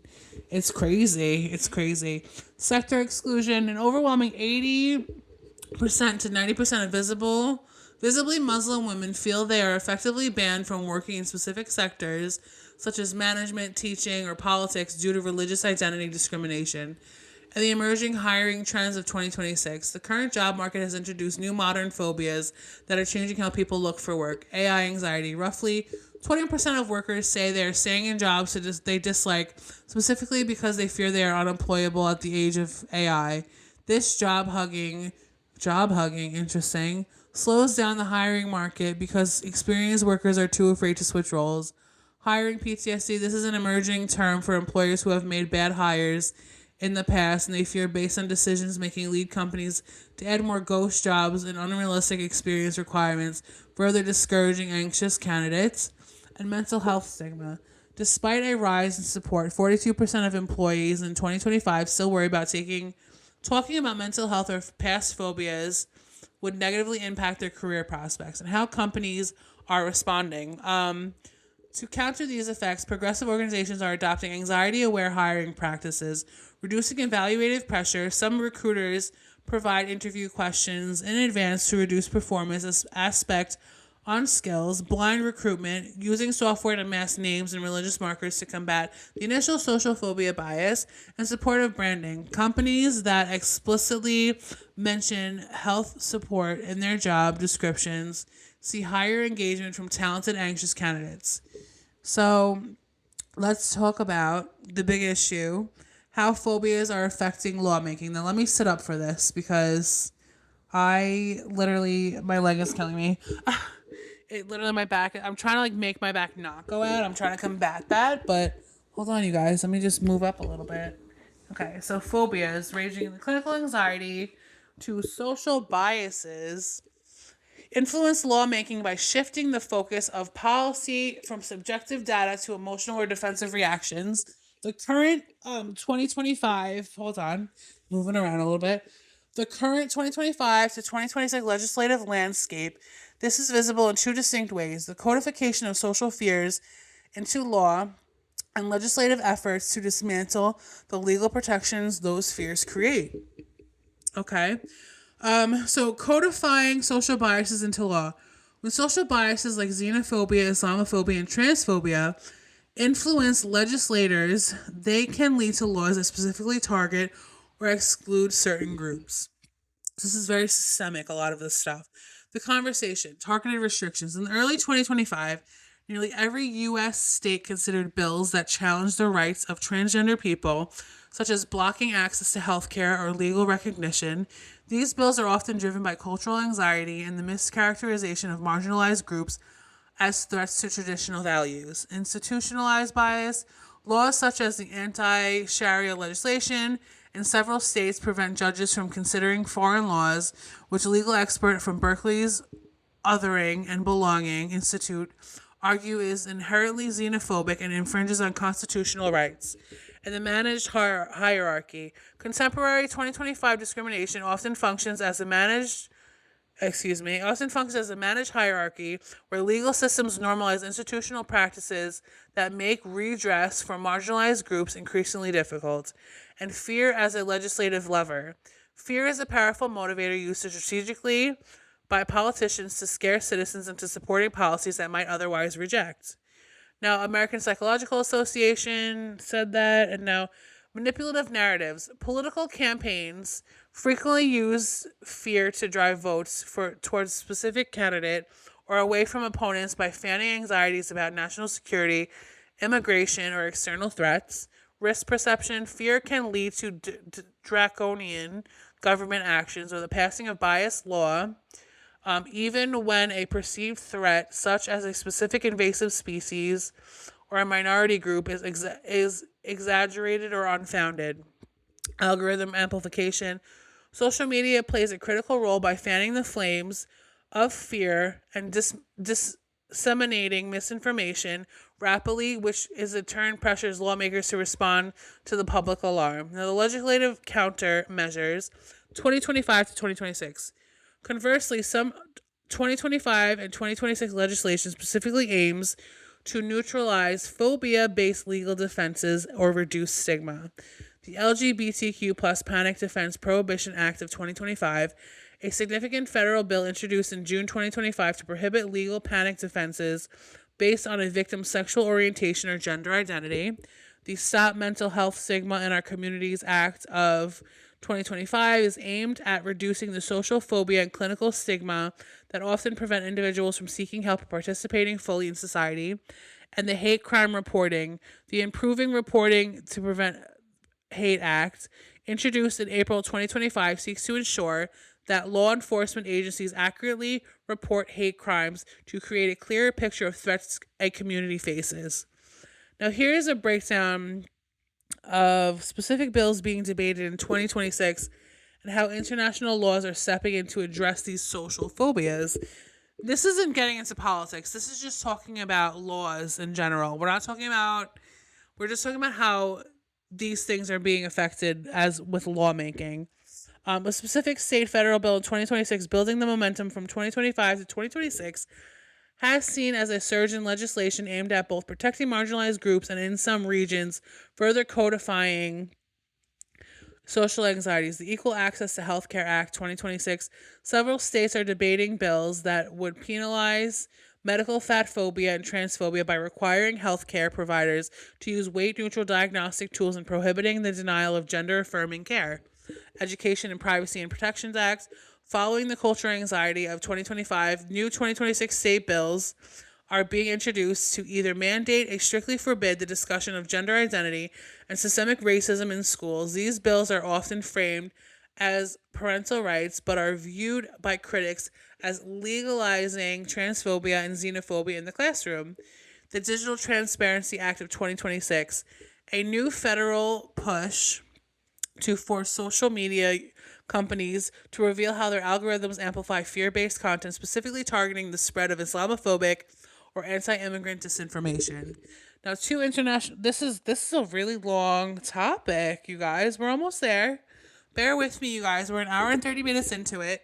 Okay, international law global protections. On global scale, international bodies use a different legal toolkit to handle social phobias, often focusing on human rights rather than just individual crimes.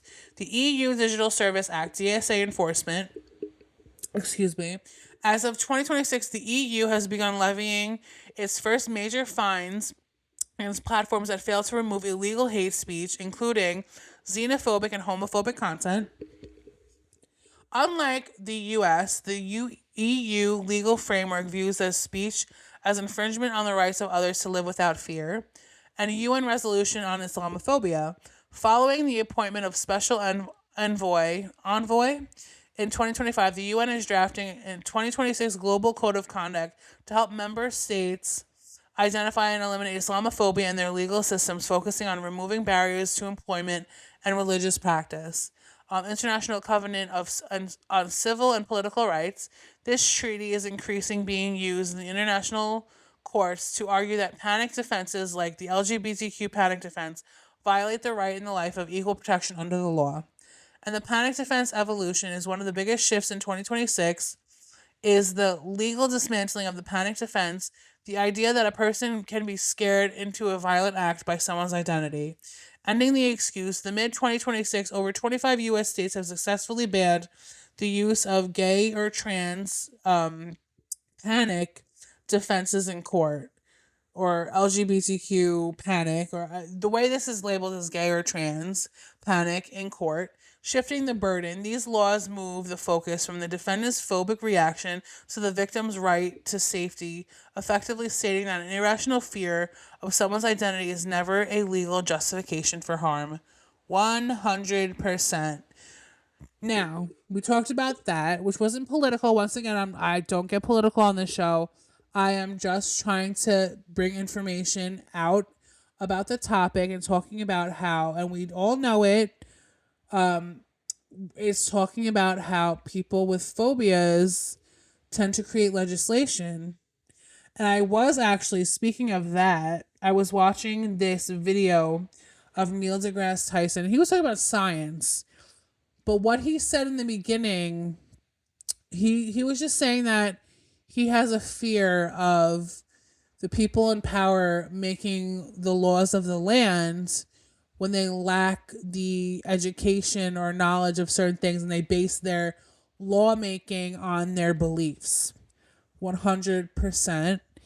And this is, like I said, this is not me getting political. This is just me saying that a lot of people tend to create laws based on their beliefs, which could be due to different homophobic, transphobic, xenophobic, Islamophobic, anything like that. A lot of these laws are being created because of that. So it's crazy how people with phobias are making the laws of the land, which is, he was talking more along the lines of science, but I'm talking about like what he's saying has a broader thing to it. So let's talk about the myth and truth about phobias. Now, distinguishing between a clinical phobia is a common misconception is crucial for understanding why they can be so debilitating. Here's a breakdown of the most frequent myths versus clinical reality. Let's talk about it. So the myth, the nature of fear. Myth is that phobias are just overrated or exaggerated fears everyone has. The truth is that unlike a normal fear, which is a rational response to a genuine danger, a phobia is an irrational or excessive response to a perceived threat that poses little actual danger. It involves an extreme biological or psychological fear response that is significantly more intense than normal anxiety. The impact on daily life. The myth is that people with phobias are crazy or just being dramatic. The truth is that phobias are recognized medical and psychiatric conditions, anxiety disorders. They are serious and distressing, often interfering with a person's ability to work, socialize, and maintain relationships. The origins and triggers. A myth is that phobias are always caused by a traumatic experience, like being bitten by a dog. The truth is that while trauma is a common trigger, phobias can also stem from a complex mix of genetics, environment, and brain chemistry. Some phobias may have an evolutionary basis. Infants, for example, have been shown to react more to images of spiders than other objects, suggesting an innate predisposition. And recovery and treatment. The myth is that you can simply grow out of a phobia if you wait long enough. The truth is that while childhood fears like fear of the dark are often outgrown, phobias that persist in adulthood rarely go away without professional treatment. And the myth is that avoiding a thing that you're afraid of is the best way to manage it. And the truth is that avoidance actually reinforces the fear over time, making the phobia stronger. Exposure therapy, where a person gradually and safely faces their trigger, is one of the most effective ways to retrain the brain to realize the object is not a threat. Now let's talk about the comparison, the reasoning, the everyday fear, rational response to danger, the clinical phobia, irrational or out of proportion to a threat. The physical reaction is mild unease or caution. The clinical phobia, the reaction would be intense panic, sweating, or heart palpitations. Daily impact, the everyday fear, does not stop you from functioning. A clinical phobia will cause you to lead to extreme avoidance that disrupts your life. And duration, the everyday fear is often temporary or fades quickly, and the clinical phobia persistent and actually requires treatment to resolve. Now, here's a way to combat phobias. Here's how you can go about treating your phobia. Helping yourself manage or overcome a phobia is a process of retraining your brain's alarm system, amygdala. I'm not gonna even say that. Is to understand. You guys love when I do that. To understand that the trigger isn't actually a threat. Here's a step-by-step breakdown of how to approach helping your phobia, ranging from self-help strategies to professional treatments. The gradual exposure, the golden standard, the most effective way to help a phobia is exposure therapy, which is an anxiety disorder. Like I said, I was told to help combat my PTSD with exposure therapy with certain things that I would find as triggers. So that does make sense. Exposure therapy. The goal is to slowly face the fear so your brain realizes nothing bad is happening. Create a fear ladder. Rank your fears from 1 to 10.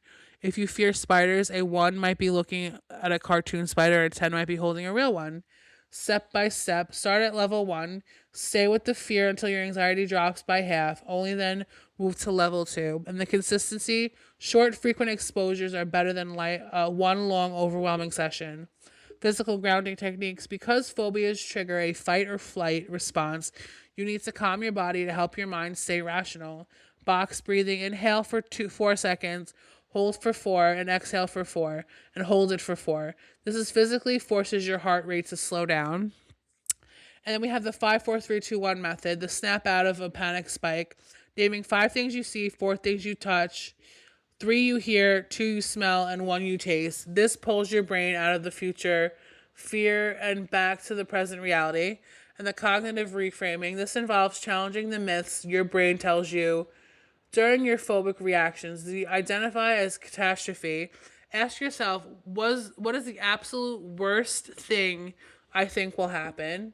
Check the facts. If you are afraid of elevators, look up the statistics on elevator safety. Compare the catastrophe in your head to the actual data, and replace the thought. Instead of saying I'm in danger, try saying I'm feeling uncomfortable, but I'm safe. And the professional support options, you can do cognitive behavioral therapy, which is CBT, they call it. A therapist helps you change both the way you think about the fear and how you react to it. Virtual reality is a cutting edge in 2026. Virtual reality allows you to face fears like flying or heights in a controlled digital environment before doing it in real life. And medication, while not a cure, doctors may prescribe beta blockers or anti-anxiety meds to manage the physical symptoms of panic during high stress situations, which is like a flight. And the self-care fundamentals. Reduce caffeine. Stimulants can mimic or worsen the physical symptoms of anxiety, racing heart or jitters, and prioritize sleep. Lack of sleep makes the amygdala more reactive to perceived threats. And here's what research says about phobias affecting daily life. My throat, I'm losing it. I'm at 1 hour and 38 minutes. We're almost there, you guys. We're almost there. But I enjoyed this episode thoroughly. I felt like I went with the flow. I was less inclined to read, and I'm more giving my thoughts. So phobias can deeply alter daily existence, often turning simple tasks into significant challenges through the cycle of avoidance behaviors. While some people experience only mild inconvenience, severe phobias can fundamentally restrict an individual's independence and overall quality of life. The common daily disruptions, restricted mobility, fears like aerophobia, flying, or amaxophobia, driving, can limit travel for work or family, making people rely on the public transport routes and miss important events. Career limitations, workplace phobias such as glossophobia, public speaking, can cause an individual to avoid promotions or meetings. Severe cases like ergophobia, fear of work, can lead to frequent absenteeism or job loss. Social isolation, those with social phobia or agoraphobia often avoid gatherings, parties, or leaving their homes, leading to profound loneliness and strained relationships with loved ones who may not understand the intensity of the fear.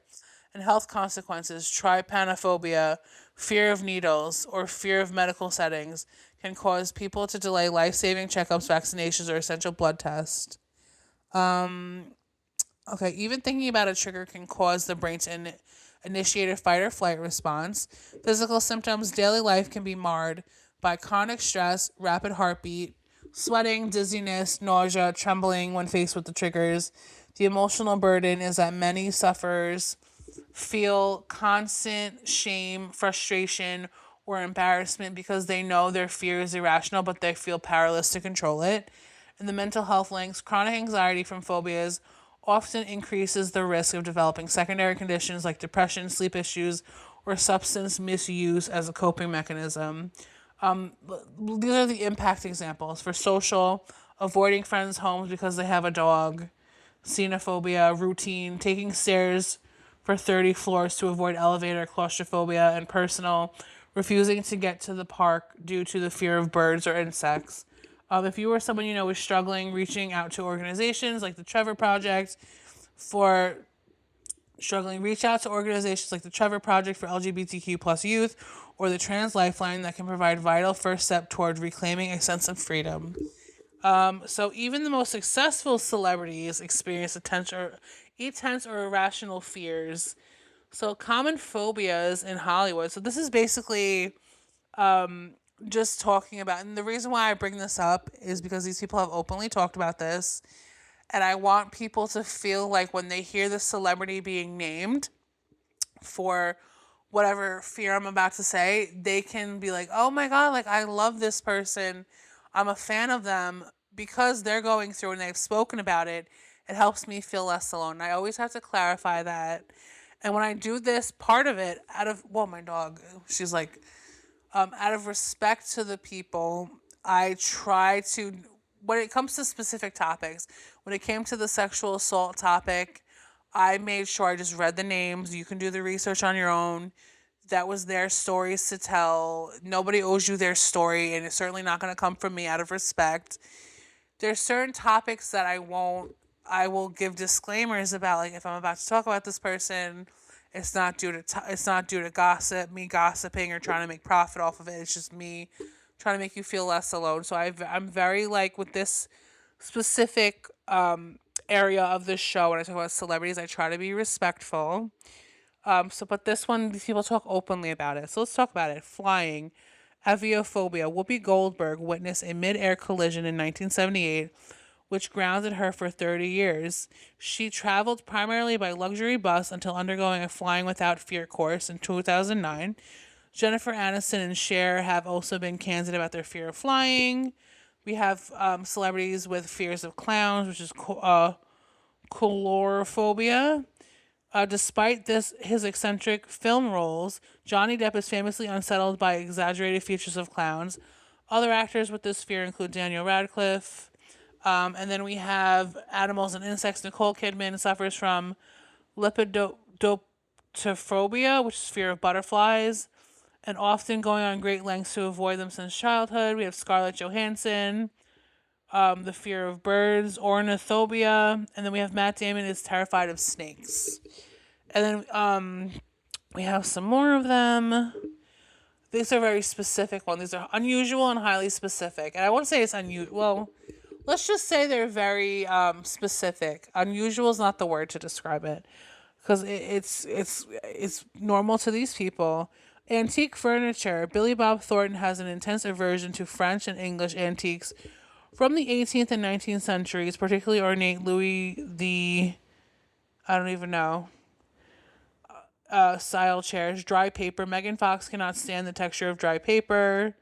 What are these phobias? This is what the information is giving me. Chewing gum. Oprah Winfrey has a lifelong fear of gum. Chicklophobia that stems from her grandmother storing used gum on furniture and mirrors. Pam Anderson has a fear of mirrors. And then we have agoraphobia. Zac Efron has agoraphobia. Kim Basinger has agoraphobia. And we have Ed Sheeran has claustrophobia. And Barbara Streisand struggled for years being in large groups. Okay. This is all, and I spoke about these people already. Matthew McConaughey has a fear of revolving doors. Now, here are the resources. Now that I talked about those people, I hope it gives you more room to feel less alone, because some of your favorite celebrities are normal people just like you. They have the accolades of somebody in this as a Hollywood person, but they are normal people, everyday people. That's what it is. They suffer from things just like we do, and that's why I talk about it. But with good respect, out of respect to those people, I like to frame that part of it in the way that I feel is appropriate in doing the right thing. Okay, so let's talk about the resources for phobias. Finding the right support for a phobia depends on whether you are looking for immediate self-help tools, professional clinical treatment, or community-based support. Now, here are the direct crisis lines. We have the Trans Lifeline. The number is 877-565-8860. Let me repeat that, you guys. Hold on. I have a little post-nasal drip just there. The number for the Trans Lifeline is 877-565-8860, a peer support hotline run by trans people for trans people and questioning individuals. We have the Trevor Project, which you can text START to 678-678, or you can call 866-488-7386 for 24/7 crisis support for LGBTQ plus youth. And the crisis text line, which is you can text HOME to 741-741 to connect with a crisis counselor for any type of anxiety or phobic episode. So we have clinical treatment directories. We have Psychology Today, Therapist Finder. You can filter specifically by phobias and your insurance type. Anxiety and Depression Association of America offers a Find a Therapist tool, an extensive educational resource on how to manage specific phobias. And then we have the Association for Behavioral and Cognitive Therapies, a directory focused specifically on evidence-based practitioners. We have digital tools and apps. We have DARE, specifically designed for panic attacks and anxiety. It uses an exposure approach rather than just relaxation. We have Rooted, which is spelled ROOTD. It features a panic button for immediate help during a phobic spike and lessons on understanding the fight or flight response. And then we have a Mind Shift CBT, which is a free tool from Anxiety Canada that helps you create a fear ladders and practice gradual exposure. And then we have specialized educational resources like NAMI, the National Alliance on Mental Health. It provides fact sheets and support groups locators for various anxiety disorders, and the Child Mind Institute, excellent for parents helping child navigate a phobia, offering guides on how to avoid enabling the fear. So here is my favorite part. It's the last part of the show, the affirmations. What this brand was built mostly on. So let's talk about it. So here are some core affirmations for fear management. I am in control of my thoughts and emotions. I am safe and secure in this moment. I breathe through my fears and find calm on the other side. My fear is not real. It is an imagined narrative. I have strength to overcome this anxiety. I am not my fear. I am in control. This feeling is temporary and I can handle it. Then we have specific phobia affirmations, acrophobia for heights. I trust my ability to remain calm and secure even at great heights. We have agoraphobia. I am safe and secure in my environment. I trust myself to navigate the world with confidence. Animal phobias. I am safe and I choose to remain calm and composed. And for panic and phobic responses, I acknowledge this fear, but I choose to focus on the strength within me. And then we have techniques for effectiveness: repetition, consistency, visual aids, and deep breathing. So with the repetition, you repeat the affirmations often when feeling anxious to replace the negative thoughts with calming ones. Consistency, use them consistently to build a sense of safety. Suggests in this, yes. And then we have visual aids. Write them down, perhaps as suggested by the SUU article, to keep them accessible and not top of mind. Put them on a post-it. And deep breathing. Combine these phrases with deep, slow breaths for maximum effect. Now, that is all with this episode. I hope you enjoyed it. Thank you guys for listening. Like I said, I am very, very grateful for the support you guys give me. I feel like with this podcast, I found my purpose with things. Mental health is definitely my passion, and I do this out of, I don't even get paid for this, but I do this out of the kindness of my heart, and I'm trying to expand the platforms it's on because I'm trying to spread the message that I try to give with this podcast, and it's just me authentically speaking about things I'm passionate about and the compassion in my heart that I feel as to why I do the topics that I do and give the information that I do, because I'm trying to help people. I'm creating these topics week by week to help people. So there you go. So like I said, thank you for listening. I hope I covered everything. I'll definitely be back next week. An episode about the psychology of catfishing. And now if anyone you know is struggling, and I know this is listened to globally. I was given the heads up by Apple. Thank you for that. Because that kind of made me know like people are actually listening. And now it gave me a responsibility to give global resources. So here are the global resources. So we have Global Suicide Prevention Resources. The International Association for Suicide Prevention maintains a worldwide directory of crisis centers and helplines. The Befrienders Worldwide is a network of hundreds of emotional support centers in dozens of countries, offering phone, email, and chat support. And we have Find a Helpline. It is an online tool that connects people with crisis lines in many countries and languages. Now, I know Rare Beauty actually just posted global resources on their page, and they actually gave the website for Find a Helpline for the global resources. Now, let me find that in my screenshots because I found that very helpful for adding for my resources, but I gotta find it in my phone. Bear with me, you guys. Oh, here we go. For the Find a Helpline, the global resources, the website is findahelpline.com. There we go, findahelpline.com. And then these directories are helpful because they allow people to search by country and find local crisis support quickly.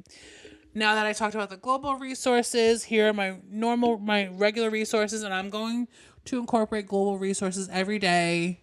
Every time I do an episode, they're going to be incorporated in the resources 100%. And shout out to anybody globally listening to this, anybody nationally, internationally listening to this. Just know I don't know who specifically listens, but I hope me giving the information I give, me getting on here, being authentically myself and talking about the things I'm passionate about with the compassion in my heart to help whoever is listening. I hope you listen and you kind of get an idea of who I am as a person, that I have struggled, I have loved, I have lost. I have been through some real stuff in my life. At the end of the day, I am who I am. I got to the point that I'm at in my life, and it was all because I have been through the things I went through, and I came out on the other side of it, and that's pretty much what It Gets Better is about. I made this podcast starting out being like, okay, this is what I'm going to do because I love yapping. I want to talk about the things that I want to talk about and help the next person, because I want people to know, like, I've been through some things in my life only to come out the other end. So like I said, thank you guys for listening. When you listen, I know these are very long, but they are purposeful. They're long episodes, but they're purposeful. So let's give the rest. I'm sorry, I'm like going off on a tangent. I'm really in like a good energy this week. Those things are helping me. So text HOME to 741-741, the crisis text line, for a free confidential conversation with a trained counselor at any time of day. Text or call 988 or use the chat function at 988lifeline.org. For the LGBTQ plus support, you can call 1-866 for the Trevor Project directly. It's 1-866-488-7386, or you can text START to 678-678, or connect online at trvr.org/get-help. And you can find more crisis resources at thejedfoundation.org/crisis. Now, the new lifeline for the LGBTQIA given by Canada is 1-877-330-6366. And you can call the NAMI helpline at it's not 1-800, it's 800. So start off 800-950-6264. You can text NAMI, NAMI, to 62640. You can go on the Find Help tool for To Write Love on Her Arms at twloha.com/find-help. Peer support groups at twloha.com/peer support. And the mentalhealthtoolkit.co. And you can text the crisis text line for To Write Love on Her Arms. You can text TWLOHA at 741-741. Now, thank you guys for listening. As always, I'm very appreciative of you all who listen and take the time to listen. I truly love those who support me. Stay well. Enjoy the rest of your weekends. Remember, this too shall pass. There's a lot going on right now. This too shall pass. I love you guys, and don't ever hesitate to reach out to those resources if you need somebody to talk to. Okay, you are loved, you are worthy, you are enough, and you will come out the other side of whatever it is you're going through. Okay, I love you guys. Stay well. Enjoy your weekends. Bye bye.